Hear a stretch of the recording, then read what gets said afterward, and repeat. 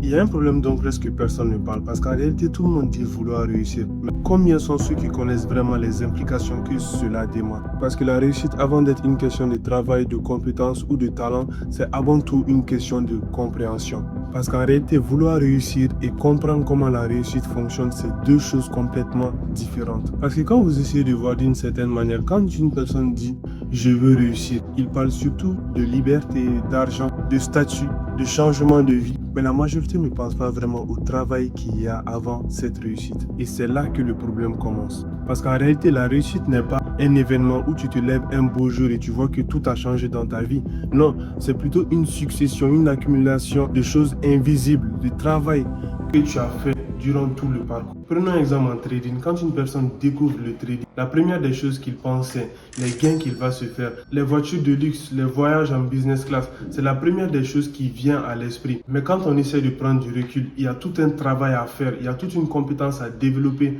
avant de pouvoir atteindre le niveau pour potentiellement se permettre de s'offrir ce type de vie. Et en soi, quand on essaie de voir d'une autre manière, ce n'est pas vraiment de notre faute.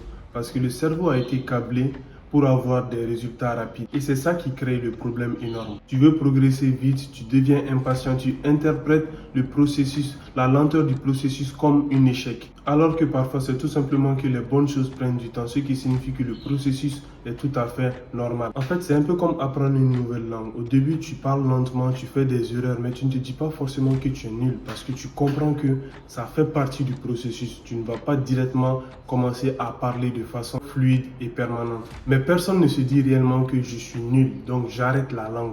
Pourquoi? Parce qu'on comprend déjà que c'est normal pour un début de faire des fautes, de faire des erreurs. Ça, c'est la différence avec la réussite parce que peu sont ceux qui parviennent réellement à comprendre que faire des erreurs, stagner pendant un bon bout de temps, fait partie du processus de la réussite. Et en réalité, le vrai problème, ce n'est pas de vouloir réussir, mais c'est la manière dont tu interprètes le temps que ça va te prendre. Toujours dans l'exemple du trading, une personne peut peut-être se lancer la première semaine, il se met déjà à douter, à se dire que c'est peut-être de l'arnaque. Après un mois, le doute se multiplie par 4 et après 5 mois, il finit par abandonner. Mais en réalité, dans les systèmes complexes comme le trading, le temps ne doit pas s'interpréter de cette manière. Et pas uniquement qu'avec le trading, c'est la même chose avec beaucoup d'autres compétences en réalité. Prenons un exemple sur un pilote. La première fois qu'il rentrera dans un avion, ça va vraiment lui sembler compliqué à première vue. Mais avec le temps, l'expérience et le travail, il finira par maîtriser son domaine. Et avec le temps, il aura l'impression que c'est beaucoup plus facile. Mais cette compétence, il ne l'a pas eu du jour au lendemain. C'est tout un processus, tout un suivi qu'il a eu à faire pendant de longues périodes avant d'atteindre ce niveau en question. Et c'est ça le problème avec beaucoup de gens qui disent uniquement vouloir réussir parce qu'ils changent trop vite